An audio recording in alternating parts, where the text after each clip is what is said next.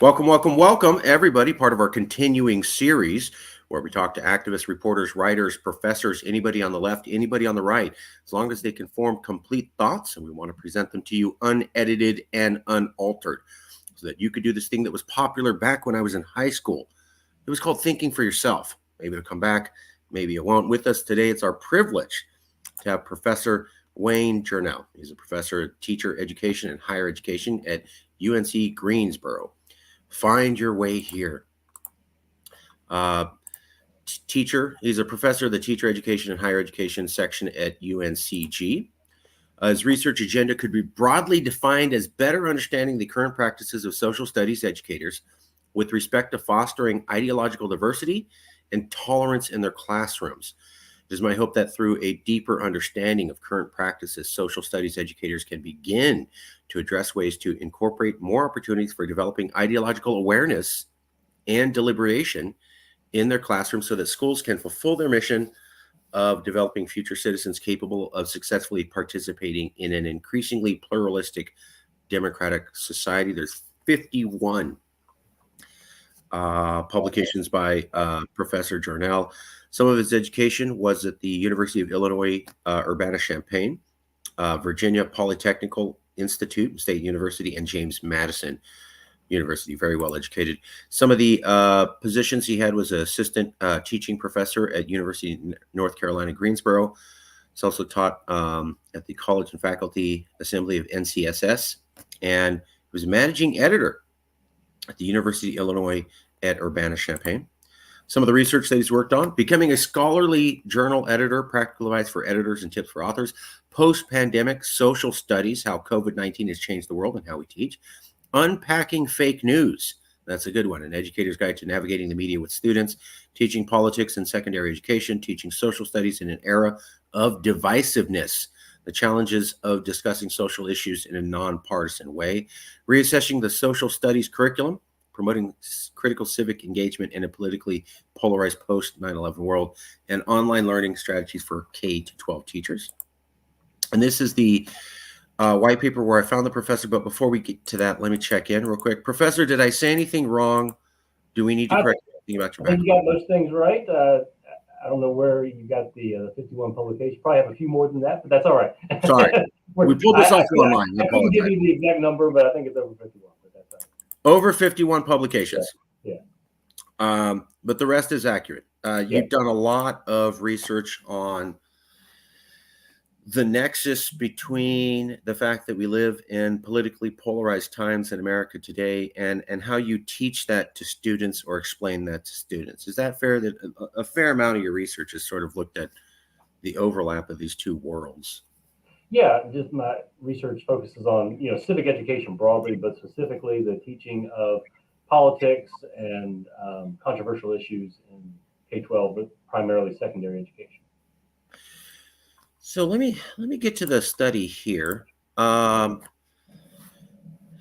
It has been well established that controversial issue discussions are an integral component to high quality civic education. However, as the United States has become increasingly politically polarized, teachers have become more hesitant to engage students in discussions of controversial political issues. 2 decades worth of literature on teaching controversial issues has shown that a primary factor in determining whether teachers will engage students in controversial issue discussions is whether they feel supported by their school administrators. Yet school leaders have rarely been the focus of civic education efforts. This article seeks to bridge the divide by first providing a review of research showing the importance of engaging with controversy in K-12 education and the influence of school leadership on that process, and then ending with implications for school administrators who wish to support teachers. When did you do this study, and what prompted you to look into this? What were you thinking? What were you seeing at the time? What was the impetus? What was going through your mind where you said, this is something that needs to be studied and I need to write a white paper on it and I need to do it now? What was going on in America? What was going on in your mind? What drove you to do this at the time that you did it? So this paper isn't actually an empirical study. It's a conceptual piece. It's, like the abstract that you just read says, it's been widely acknowledged within social studies education that teaching controversial issues is a quality component of a quality sorry, it's a major component of a quality civic education experience. But a lot of times teachers get concerned about teaching controversial issues, especially in this current age of political polarization. And one of the gatekeepers on their ability to do so is school administrators. And historically, the social studies folks and the school administration folks haven't really talked much together, right? We don't attend the same conferences and things along those lines. So this paper was an attempt to kind of bridge the gap, and I'm hoping to do more stuff moving forward. But to answer your question about when I really thought this was an important topic, prior to becoming a professor, I was a high school social studies teacher, and I had very supportive administrators. I had two administrators when I was teaching high school, and they were very supportive. And I taught high school government, and we engaged. I had a mixture of liberal students, conservative students, and we had a great time. We would discuss issues, controversial issues, elections, all the stuff that you would want in a high quality social studies curriculum. But as I became a professor and I started going to different types of schools, and of course, obviously hearing what's going on in the country and things like that, I started to see that not all principals are created the same. And when I did my dissertation research, which was on the 2008 presidential election and how teachers taught it, I looked at teachers at 3 different schools. And some of the teachers did well, some of the teachers didn't do so hot teaching that election. And one of the reasons why some of the teachers refrained from really maximizing the educational, power of teaching that election was because they were afraid of saying the wrong things, and they didn't think that their administrators had their back. So ever since then, that's always been on my mind of how can we bridge this divide between school leaders, and when I say leaders, I mean principals, district administrators, that sort of stuff, and the teachers who are on the front line teaching this material. So you had done research. Your thesis to get your PhD was looking at the 2008 election. That's the Obama-McCain election. And that was for everybody right when the global recession happened, caused by Wall Street bankers who totally got away from any justice. That's not what we're here to talk about today. And what you're saying is that in 2008, you noticed an impact from political polarization. A lot of teachers were not willing to teach their students about the most important election in all of America, something I would think. I grew up being taught that as a kid.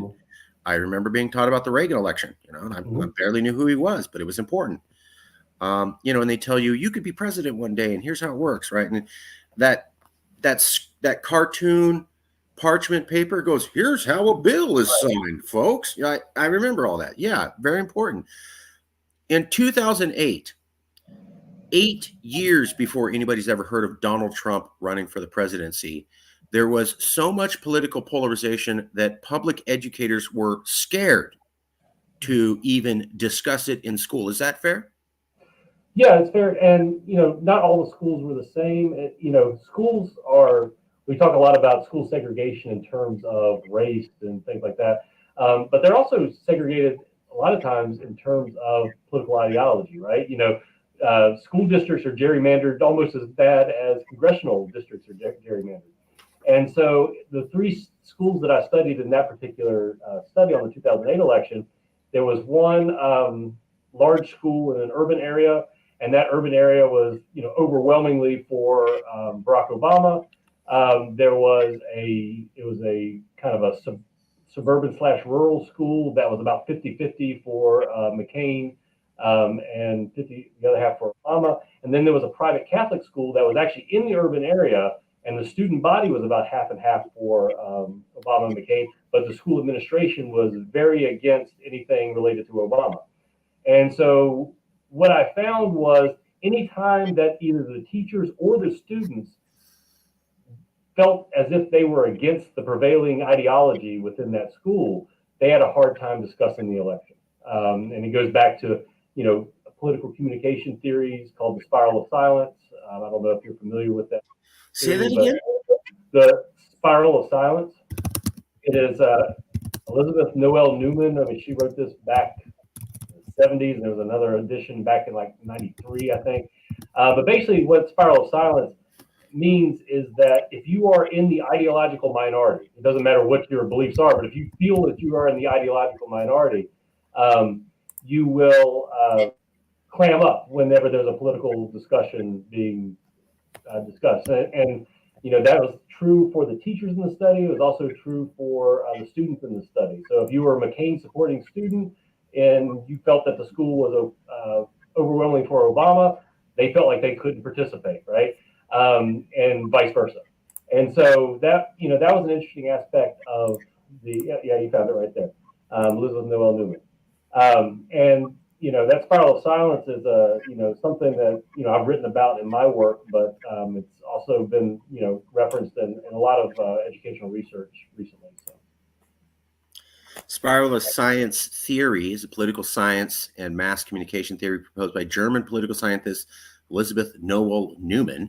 States that an individual's perception of the distribution of public opinion influences that individual's willingness to express his own opinions, which in turn affects the perceptions and ultimately willingness of others to express their opinions. The main idea is that people's influence one another's willingness to express opinions through social interaction. Yeah, that makes a lot of sense. So everybody's not cool with this idea. If I go out, everybody's a cat lover in my town. I start walking around going, dogs are the best. They're better than everything out there. I might start losing friends. I might start being not looked at very nicely, and that won't feel good. And I would feel ostracized. And so out of a willingness to be liked by others, which is a basic human function, I will modify my behavior so that I still stay liked by my community. And that is hardwired into all of us as humans, to want to be liked, to want to be seen as a productive member of the community, to want to be seen as a member of our group or tribe or whatever. So you get that threatened, people go very quickly to, I better do what's safe to fit into my tribe. Or they just go silent. And what the spiral of silence theory has also found is that they stay silent until they get within people they feel comfortable with, right? You know, the political science research calls these folks political deviants, right? They're different than the majority political, you know, prevailing political thought within that particular space or community. But once they leave that political space or community and they find like-minded people, then they talk again. They feel safe to express their opinion. And so that doesn't happen just in schools. That happens, like you said, in any aspect of life, right? Whether it's your job or, you know, walking down the neighborhood or, you know, whatever. So if you're in a neighborhood and, you know, everybody has, you know, Biden signs on their yard and, you know, you're a Trump supporter or vice versa, you're not going to necessarily want to put your sign in the yard. There's a lot of evidence of that. And there's a lot of evidence of people changing their opinions over time subconsciously to fit their neighborhood. And there's a professor called Liliana Mason, and she wrote a book. And basically, the theory was we're, you know, evolved apes, but we like being in tribes. We're hardwired to be in tribes. Babies are born ready to be taught. This is our tribe. And those people, however you define them over there, are not us. Now, in bad thing is that you can make that about racism and ethnic conflict. You could also make it about American identity, or, you know, it doesn't have to be on race. It's what you teach the child early on, but we are hardwired to fall into tribes. If you don't teach them one, they're going to find another one. And like the spiral of silence seems to explain a lot of that. Have you ever heard of the theory of the, I believe it's called the second idiot or the second public fool? Basically, there's this, I'm not saying there's a scientific person's name attached to this theory. So basically, if you have a concert and nobody's dancing, and then one guy gets up and he starts dancing, and he's kind of dancing weird, everybody looks at him like a weirdo.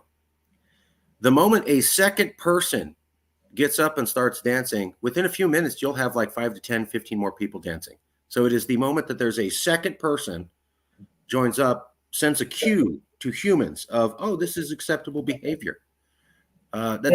This seems to fit with the spiral of silence, that you got to have some sort of support if you're going to really get an idea to spread. Otherwise, humans are designed to go, I don't know, I don't see a lot of people supporting that. I don't want to, stick my nose out. Mhm. When, if you noticed this behavior in 2008, did it strike you as strange? I'm imagining you've been around a while. Did you go, wow, that's different? I remember when we could have these kind of discussions. What's going on in America? Was anything like that going through your mind around this time in 2008? Yeah, I mean, I don't know if I would characterize it as strange. Different. Again, different. I mean, research has shown that this is going back, even before 2008. Just because some parents get upset over whatever, right? And a lot of times school administrators, going back to that aspect, we tend to cater to the parents who the squeaky wheel gets the grease, right? So it's a situation where principals and district administrators, they don't want people to complain. And I will say that what I think was interesting in the what I did think was interesting in the 2008 election is that to my knowledge, the 6 teachers that I studied, none of them got any complaints from parents or students or anything like that. But they still felt that pressure, and I think part of that is due to social media and cable news, and when there is a teacher that does something dumb, right? There are teachers who do dumb Of things out there, course. and they Of and they teach, course. and they teach politics or controversial issues in a bad way. They go viral, right? And unfortunately, I think when situations like that go viral, for the average rank and file teacher who's doing their job and doing it the right way, they see that one teacher that goes viral and gets fired, and because not because they were teaching politics or teaching current events, because they were teaching it wrong, right? But they see that and they say, I don't want that to be me. Right. And I think that has only increased since 2008. I think that's a big concern now with teachers. I believe the term is chilling effect. Mhm. And what bothers me is that what you just described with teachers, I was interviewing someone, I think, a week ago, and they were saying that this up and coming generation is going to be the worst ever for democracy. And the reason is, don't speak up, don't put your name out there, don't debate, don't take a stand. Say what everybody else is saying. And if you don't agree, just shut your mouth, because you don't want to be the person to go viral in a bad way and have your reputation destroyed and your friendships lost and your family's weirded out and you can't get that job or you can't go to school. And so what we're having is, in a country that since Alexander de Tocqueville in the 1800s has been about freedom of expression and controversy and debating different ideas. And maybe I'm not comfortable with yours, but we have these discussions. To I'm just not going to say anything. I won't debate. I won't discuss. I won't participate. I won't let anybody see me participate. And I will send those signals out there that I'm scared to do that. So everybody else is scared to do that. So we get to a point where we have a society where none of the teachers and none of the students and none of the graduate students have the courage to ever say anything that isn't already popularly approved. And at that point, how far different are we from 1935 Germany?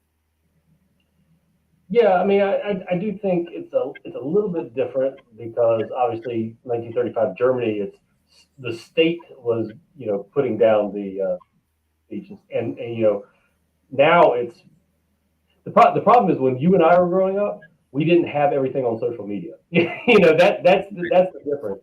And Right. so now it's almost more of a mob mentality to a certain extent. So I'm not sure the comparison between 1935 Germany is necessarily apt. Fair.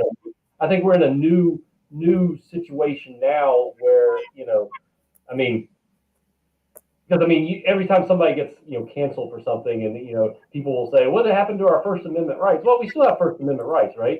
The government's not coming and throwing people in jail for their political speech and stuff like that.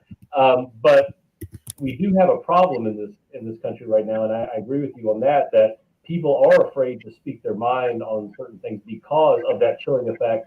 But that's more of a social mob mentality kind of issue rather than a government edict or government like So I get what you're saying. I don't know if I would agree with the Fair comparison. enough. That perhaps less useful example. Yes, the government did push it. The German citizens were also very enthusiastic, Mhm. and the government had to do very little encouragement. My favorite example is Crystal Nacht.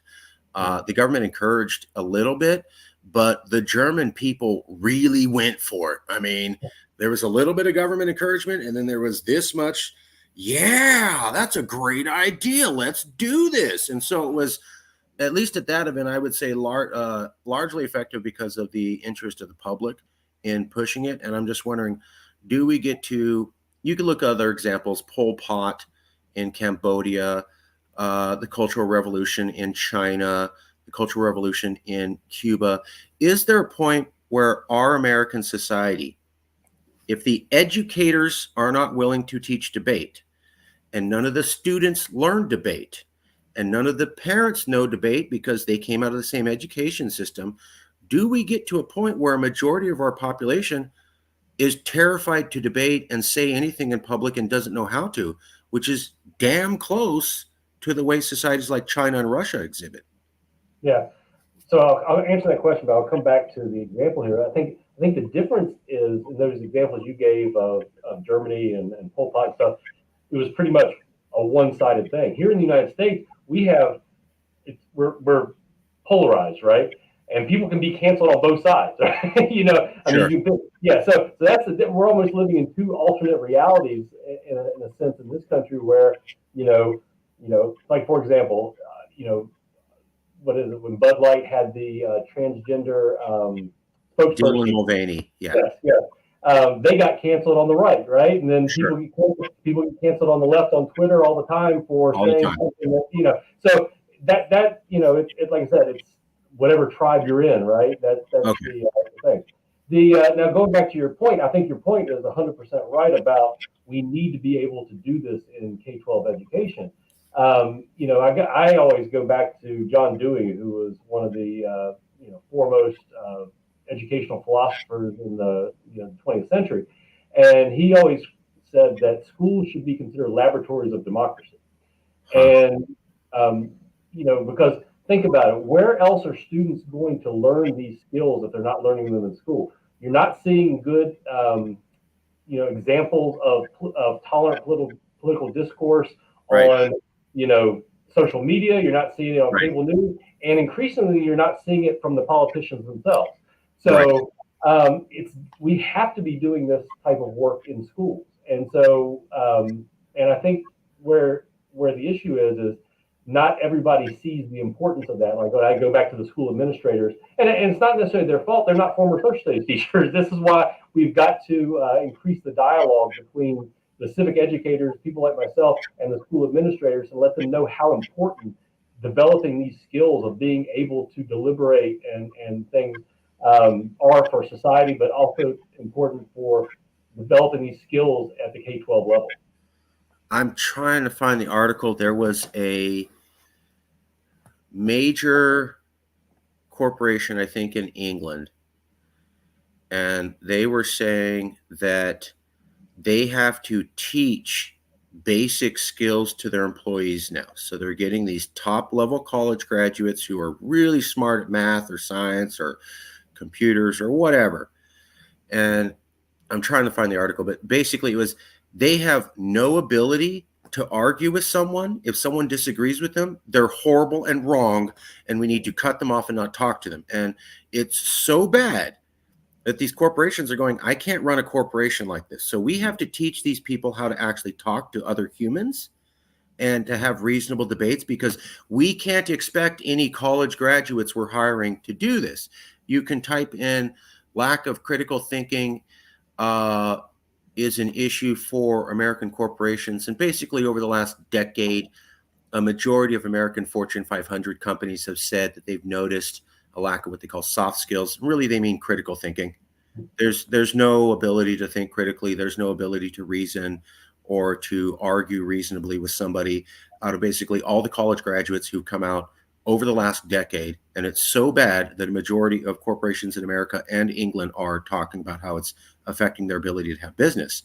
Um, that seems to be a bad sign for a country that's going to be able to negotiate, compromise, come to agreement on political problems in the future, uh, it seems all connected to me. We have a lot of teachers who are rightfully scared to teach this stuff.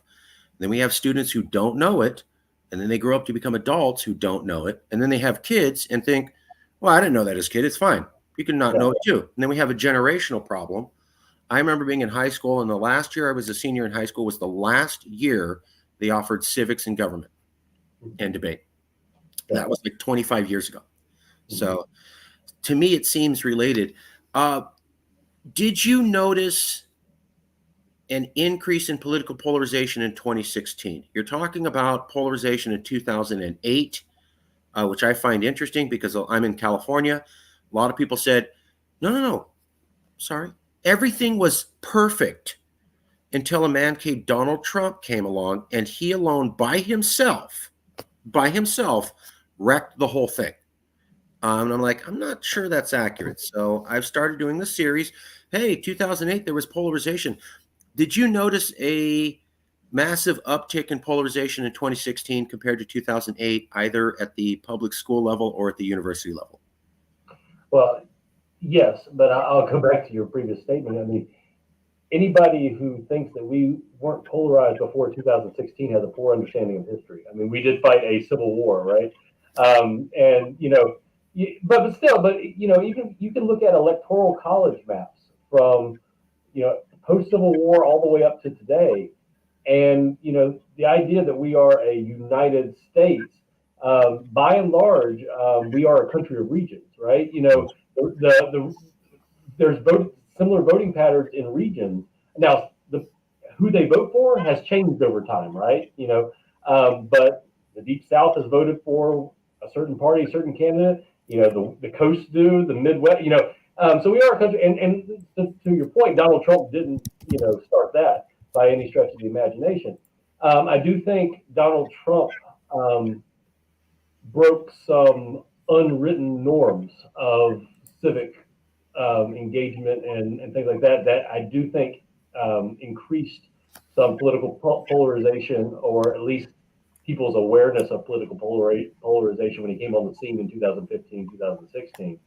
Um, you know, Even though we've been polarized prior to Donald Trump, I would say that politicians generally tried to stay above the water, above water a little bit. Donald Trump kind of, you know, with the name calling and stuff that we typically just didn't associate with politicians, at least at that level of running for president. Um, so yeah, I do think there was an uptick. In fact, there's research to show that there was a quote unquote Trump effect on Right. the schools, during the election and following the election.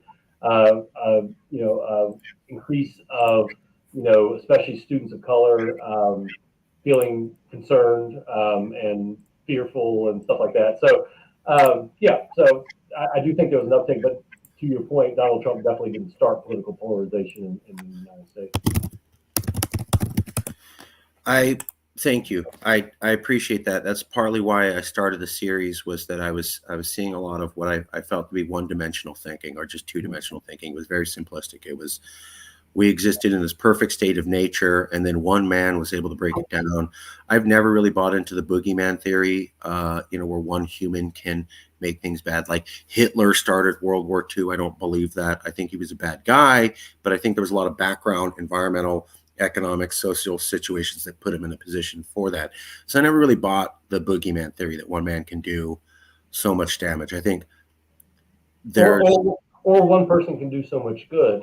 And within the fair. social studies literature, we call this heroification and buildification, and it's a rhetorical device that tends to happen, especially in the history curriculum.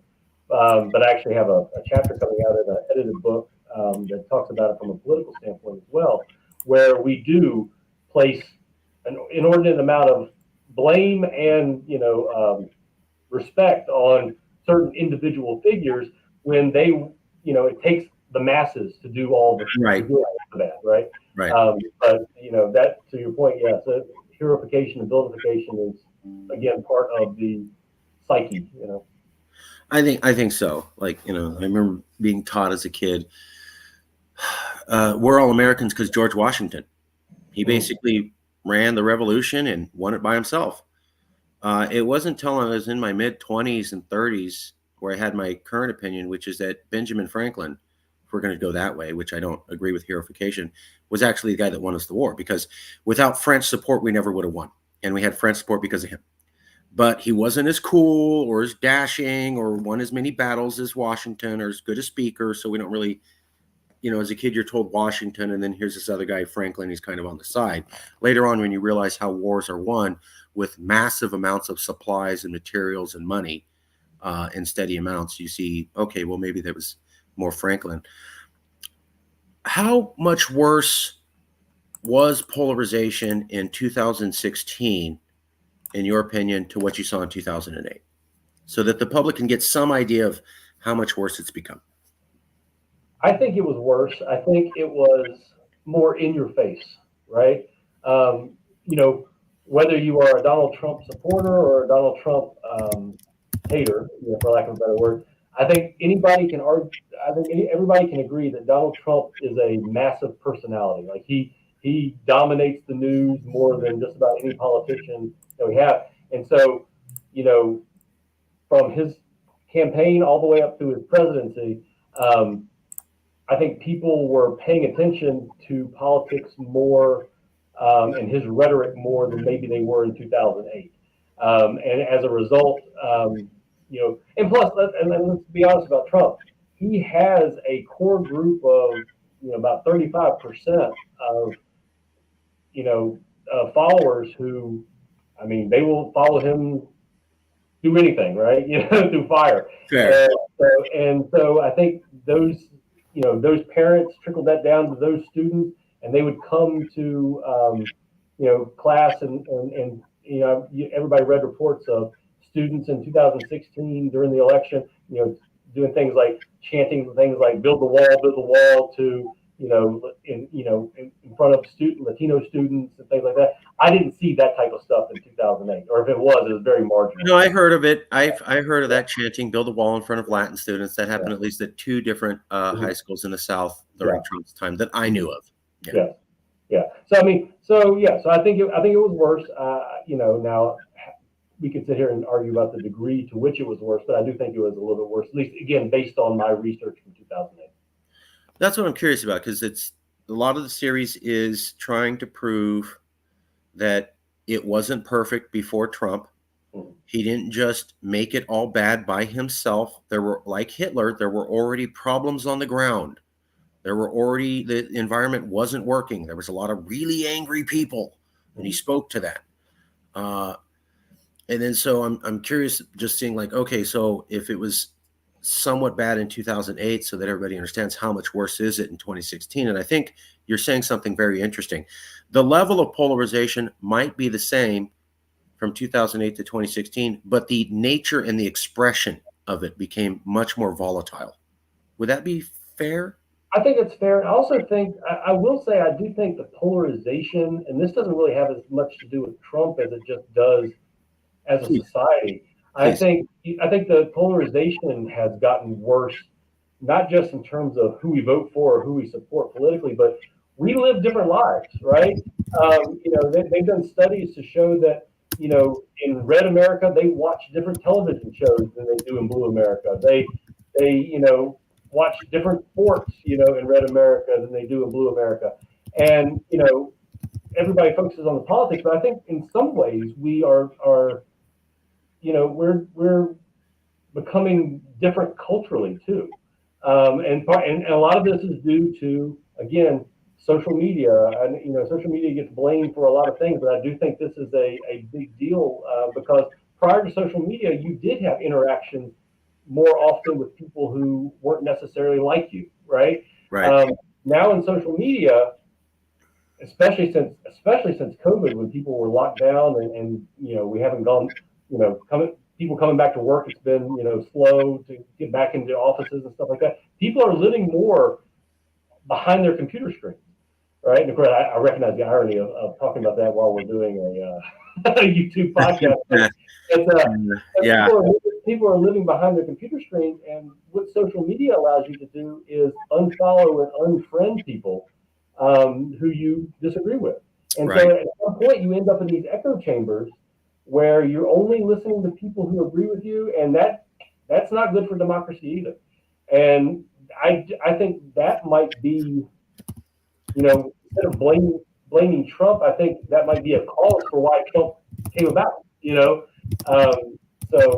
it's like the old chicken and egg type of argument, right? I totally agree. That makes a lot of sense to me. And I like that you're merging the two of them. There's a lot of discussion in the popular media and amongst politicians, and it goes something like this: social media, social media, social media, gerrymandering. That's what's causing it all. If we get rid of gerrymandering from the evil Republicans or evil Democrats, depending on who you're speaking to, and we just reel in that, wicked Facebook and Twitter company, everything poof goes back to normal. And I go, well, hold on now. What about geographic sorting? That basically since the 1990s, 3 decades ago, Americans have been sorting themselves out into ideological, like-minded communities. Now, there's some debate on if it's people moving from California to Texas because they're conservative, which obviously there's some of that, or if it's, I've always lived in rural Tennessee, people are becoming more Trump voters. I'll just go along with it because that's what the neighborhood does, and I'm not very political. I just kind of see what my neighbors are doing, and I want to fit in. If it's geographic sorting, that's not going to become undone very quickly. I mean, that is a long-term generational cultural project of having people move back home or start to re-diversify themselves in their local communities. And a community that's all Trump voters starts going, well, maybe we should start looking at Democrats and being more independent. That's a generational project.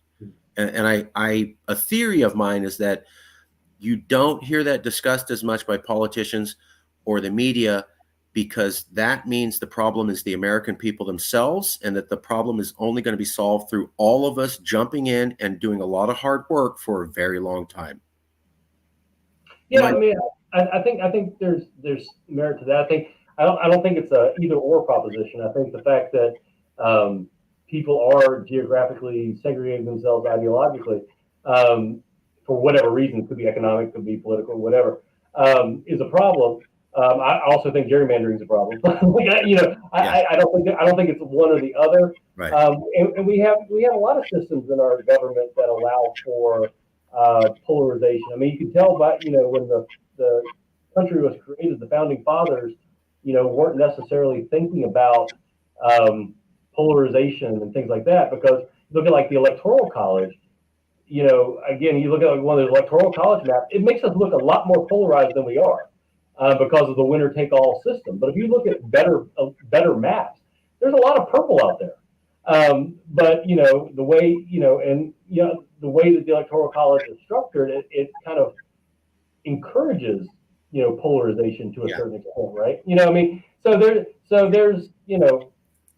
it's then we play. And I'm just talking about the Electoral College now, right? But then it becomes like a shell game, right? If people move out of California, and they move into Texas, does that mean Texas is going to go blue? I mean, who knows? But the point is, it invites polarization. But your point about geographic sorting is key too. I just don't think it's a one size fits all. Yeah, absolutely. That's a good point. I did overstate it. It's a combination of factors, but I just definitely noticed that there seems to be a lack of interest in talking about geographic sorting at the national level in the media and the politicians. And I think it's because it's a very difficult problem to fix. There's no clear boogeyman. The boogeyman is you. It's me. It's us. We can't point at them and go, there they are. There's the bad guy. And if we do this to them, we fix everything, which humans tend to like. This is more and politicians don't mind the geographical sorting, right? It helps their reelections a lot, Right. So Democrats are going to want to keep New York blue, right? Right. Republicans are going to want to keep Tennessee red. I mean, or Florida red, or whatever the state may be. And even within the states, gerrymandering. I think I one of those people that I really think we need to do something about gerrymandering. But at the same time, both parties benefit from it to a certain extent, and so that's why there's not going to be like here in North Carolina, and I'm sure you've seen that our maps are pretty bad as far as gerrymandering goes. It's gone to the Supreme I've Court. heard. Like that. And it's given the Republicans, really I would argue an unfair advantage in the state legislatively. But there are a couple of Democrats who aren't exactly vocal about changing the system because they're in a very the way the lines draw, they're in a very blue area, and it'd be almost impossible. Right. So, people don't tend to vote against their own self-interest. Whether that's Republicans or Democrats. What we're talking about for the audience is landslide election counties or districts, and where it's basic or a safe district. They're going to vote for a Democrat here no matter what. A Republican is going to be beaten by 20 percentage points. So basically, Republicans know not to even run. You can vice versa. This is a Republican district. Yeah, you can run if you want, but Dems always lose by 20 points. So basically, nobody's really going to run except for your crazy uncle who has some free time, which means they're going to win. So it's really like not even competitive elections anymore. And you're right. There's a lot of that. I would point out that when we look at the election maps, and I did this in some of the earlier shows, if you look at the election maps for presidency from 2000 to 2020, the amount of purple dramatically decreases. It goes from mostly rich purple to a very light purple with dark red and dark blue regions. And I encourage everybody to just do a simple color analysis from the year 2000 when they started the red-blue map on TV to the year 2020. They're available, and you can just see how it's less and less purple and more hardcore red, hardcore blue, which reflects what you're talking about, these safe districts where it's always a Democrat, it's always a Republican. Let me ask you, you started noticing a problem with political polarization in 2008. I'm imagining you never expected Donald Trump to come into power in 2016 and be super more polarizing than anything we had seen before. Do you think that it gets worse or better in the future? Do you see things that say, hey, we've seen how bad it was and people are going to calm down, or damn, it was 2008 and I noticed it, and then in 10 years later, they didn't learn anything and it got worse. And then 4 years later, they had January 6th. Where the hell does this go? Or, I think it's petering out. It'll be over. Yeah, I wish I could be optimistic. I really do. I don't see it getting better anytime soon. I mean, just like most things, I think it's going to have to get way worse before it gets better. I really hoped, maybe I'm just idealistic. I had hoped that January 6th was going to be a kind of a reset moment, right? Like, ooh, that was bad, right? I was hoping, and I'll be honest, sometimes my political predictions are not always accurate. I thought that was going to be the end of Donald Trump. I really did. I thought that was, we had gotten to the, Trump had taken us here. We got to the precipice, and it's like, okay, that was bad. That was it. But I was clearly wrong on that because, as this taping, he is leading the Republican primary big time, right? And it's a very real possibility that he could get reelected, based on the current polling. So, I do think it could get much worse moving forward. For everybody's knowledge, the Washington Post, and I think it was ABC or NBC or CBS television, ran a poll last week. Trump beats Biden by 10 points. That is destructive in an election. Normally you beat by like 2 to 4 points. Over 10 points is a smashing victory. So it would be a gigantic repudiation of Biden, which would scare the hell out of me, and I think most of the world. And that was last week. It was so bad, in fact, the Biden administration requested Washington Post and ABC or NBC TV to take the poll down after it was up for one day. So people are scared. People are worried. And I agree with you. I want to say this correctly. I was somewhat happy that January 6th had happened. Hold on. let me finish the statement. You don't want any selective editing on this? Yeah. End of movie. End of the story. Oh, I can't believe this guy said. Because, like you, I thought, okay, now they're going to clearly see the madness. Now they will clearly see how destructive this is and where this goes, and they'll get what liberals were talking about, and the MAGA people will go, oh, I didn't think he'd go there. Oh, now I get it. I see what you're saying. And for a week there, for 2 weeks, I kind of had some hope that, no, I wasn't happy about loss of life or destruction or fear. Or, I remember being captivated and terrified watching what I was watching on TV with my mom. We just sat there for half an hour frozen. Never did that before. But I thought maybe we learned. Maybe we stopped. Maybe we, when you see, oh my God, I went there. Oh, I didn't want that.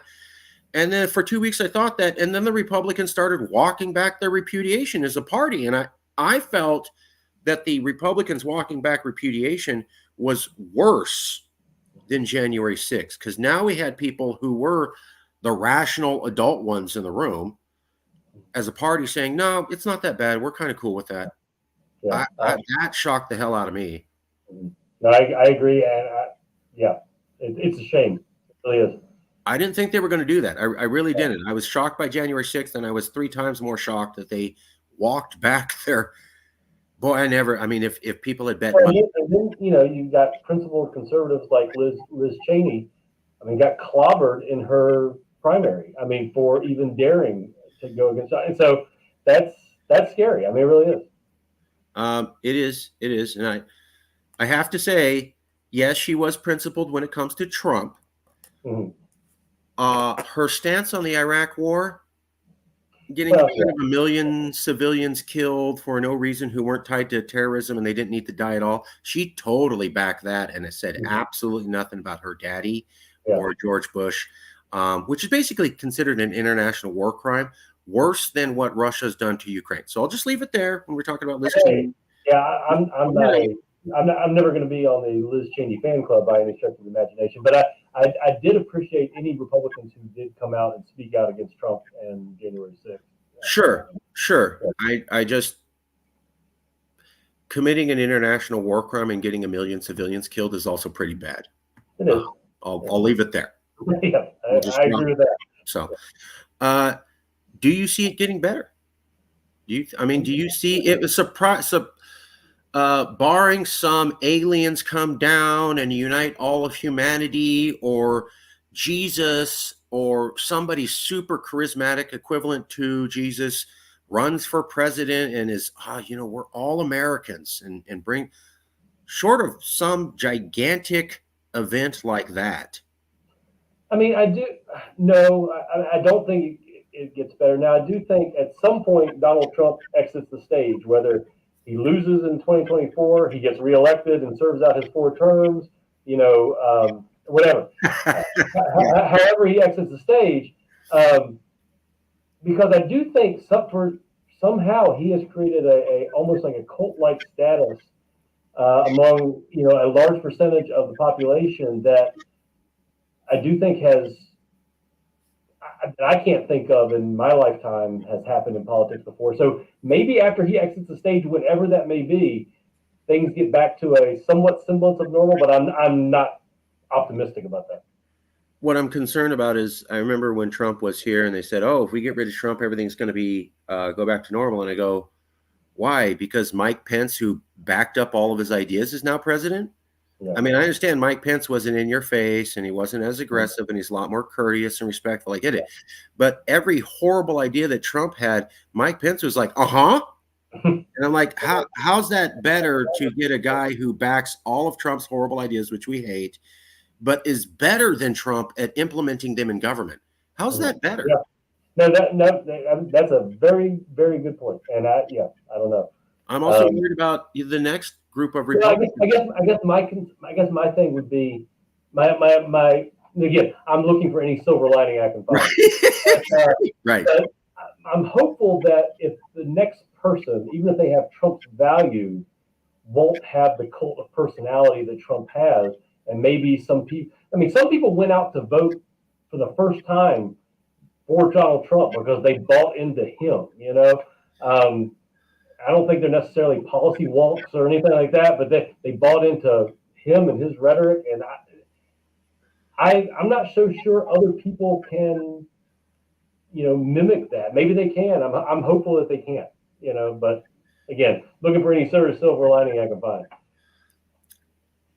I'm wondering how much, if he goes, and even if he's in prison now, or if he suddenly disappeared tomorrow, I'm wondering if his ideology goes away. Because you see people like Ted Cruz, who went up against the Trump, saying the Republican Party is the Trump Party now. Mm-hmm. Yeah. I didn't want it to be, but it is.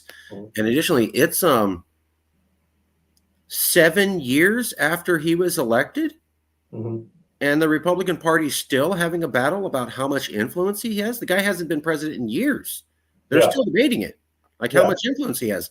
That's a good sign for it's never going away. It's a permanent cultural feature of the new Republican Party. And if you want to win, you're going to have to speak to it, which means you don't get a win unless you start acting like Trump. And politicians will do whatever it takes to win. They don't get a win within Republican primaries.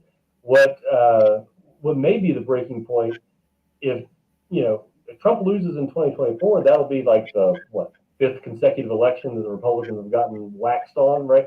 Because here, let's be honest. If I was doing a political prediction, if the Republicans nominated anybody else on the debate stage tonight, right? There's a Republican primary debate. I think they win over Joe Biden. I think that if Trump is the nominee, I think Biden has a good chance of winning again, right? Because you mentioned a poll earlier. There was another poll out there that showed Nikki Haley beating Biden pretty soundly, right?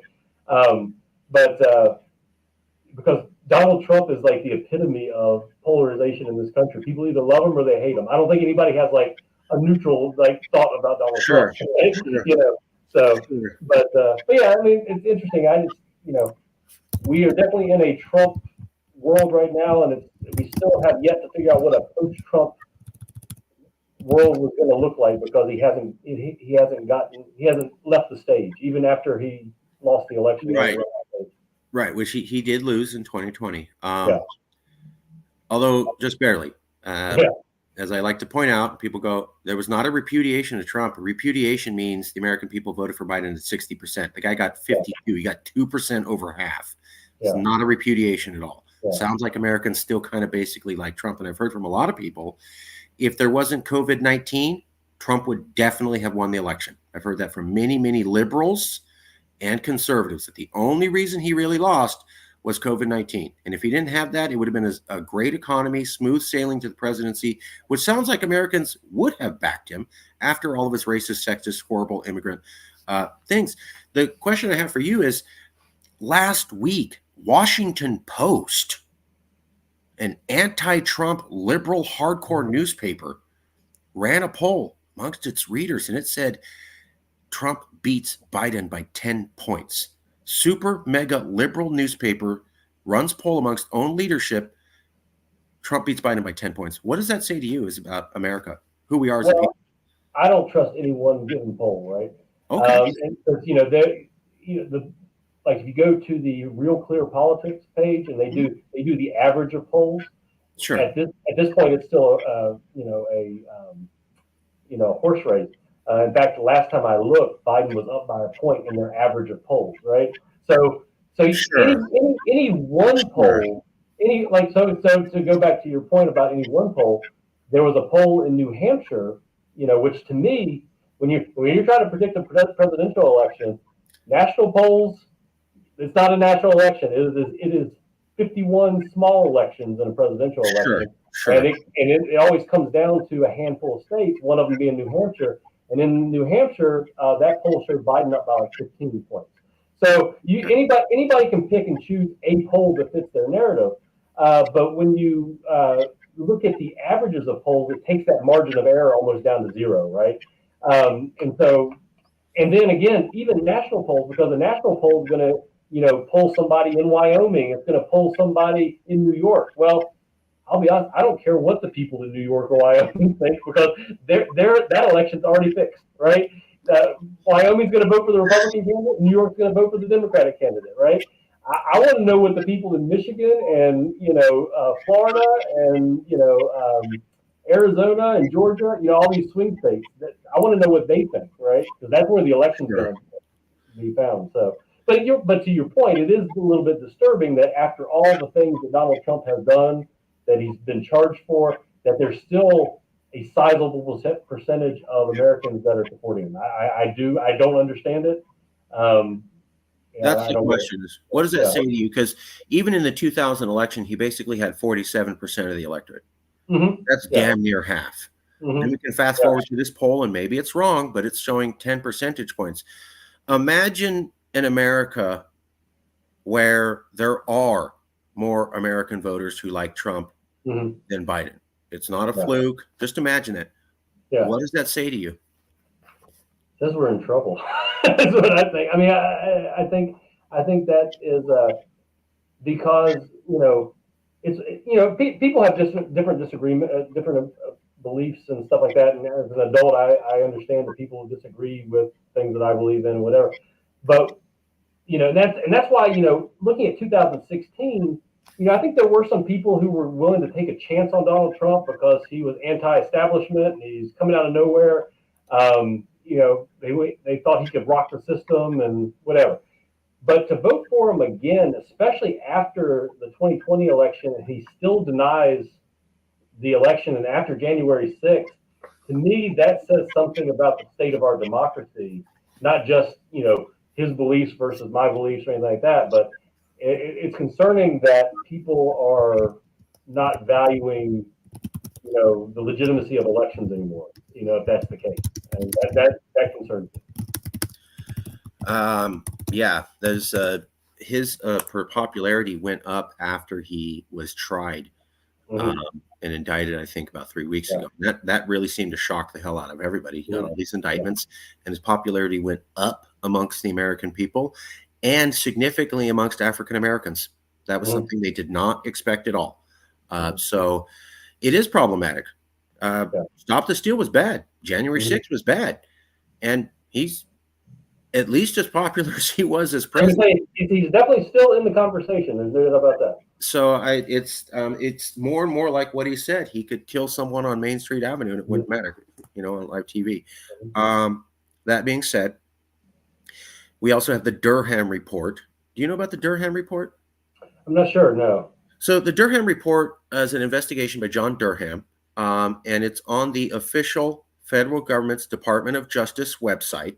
So it's on the official Biden administration Oh, Department of Justice this is website. about the Hunter Biden and No, it's about Hillary Clinton okay, yeah, okay. lied about Russiagate, faked the Mhm. dossier, and fed it to the FBI, who also lied and abused the FISA process in order to destroy a political rival based upon lies. Mhm. So they're basically saying she did it. Nothing's happened to her, and she really hasn't lost any of her fan club either. So the people who like Clinton, when I talk to them, I'm like, "Do you know about the Durham report?" Nah. And if they do, it's like, "Oh, that's just Russian mispropaganda." No, it's actually a fact. She Mhm. lied. The Justice Department said that. It's on their website. Nobody contradicts it. CNN backed it up. They just don't want to talk about it. Mhm. And yet that hasn't affected her popularity at all. Are we at a time where we as American people just like cult leaders, whether you're on the left or you're on the right? Nothing you say can ever take my allegiance away from my guy or girl. I think there's some merit in that. I do think that we we would have to see if Hillary Clinton jumped in the primary, tomorrow to see how, I mean, to me, Yeah. it's a little bit apples and oranges. I mean, it's like, so I look at like the Democratic primary. It was a robust primary back in, 2020, right? Biden barely got past, Bernie Sanders. I mean, but it was, they had to fight it out. Whereas according, like right now, there is no Republican primary. It is, I mean, Donald Trump doesn't even have to go to the debates. So, I do think there's always cults of personality, I mean, there's on the liberal side, people, the Bernie bros, they love Bernie Sanders. I mean, there's all sorts of stuff, but I don't Good think it's point. quite on the same level as the cult of personality that's following Donald Trump. Okay. Winding down. Last two questions for you. Yeah. You're not you. You're not me. You're a third-party person watching this interview. They're watching this and they're going, wow, I learned a lot. 2008, polarization existed. I thought it started with Trump. Wow, I learned a lot. But they're struggling to remember everything that was said. But 5 days after watching this video, while they struggle to remember everything in the video, they go, there was this one thing the professor said, and it's 5 days after I watched the video, and I can't get that one thought out of my head. What is that one thought, Professor? We need our students, our K-12 students, to be able to discuss controversial issues, political issues, in a tolerant way, and that's not a natural thing that people can do. They need to be taught those skills, and we need teachers to be willing to be able to teach those skills and have the support from district administrators and school administrators to do that. Okay, that was good. That was good. You've practiced that, I think. I've done it's not my first interview, but yeah. Okay, not your first interview. You don't have to, but we always ask, do you have any recommendations? Is there anybody you know? They could be in academia, they could be an activist, somebody smart, at the coffee shop who might be willing to be involved in a political polarization discussion. You don't have to give anybody, but we always ask, we always try to keep the conversation going. If you want to talk about like fake news and stuff. Yeah, any of it, anything related to political polarization. Sam Weinberg at Stanford University has done some great work. His Stanford History Education Group, they have done some great work on how to, deal with fake news and that sort of stuff. Also, one of his students is doing, if you can't get Sam, he's very busy. Sarah McGrew at the University of Maryland has done a lot of this great research too on civic online reasoning and how it can, help students understand, not just students, but anybody, understand fact versus fiction online, which to me is a key component to political polarization. Is it Daniel or Sam? Sam Weinberg. Sam Weinberg. Yeah. At Berkeley? No, it's Stanford. Stanford. Yeah. And then the other one was Sarah McGrew at University of Maryland. MCGREU. No, sorry, MCGREW. MCGREW yeah. At Maryland. Let's say Sam Weinberg at Stanford. There he is. Yeah. And then Sarah McGrew at Maryland. Yeah. Okay, great. I really appreciate that. Thank you very much. Was there anything you wanted to say about the work or the research or the topic and you felt you didn't have the opportunity to say that? No, just that, I think that the biggest thing is it's not a simple problem to solve. It's complex, and it's going to involve some education of people and a lot of work. I appreciate your time. Thank you for coming out. I will email you a copy of the video shortly, and I want to say thank you for your time, Professor. All right, no problem. Good conversation. Thank you. Yep. Have a good one. You too.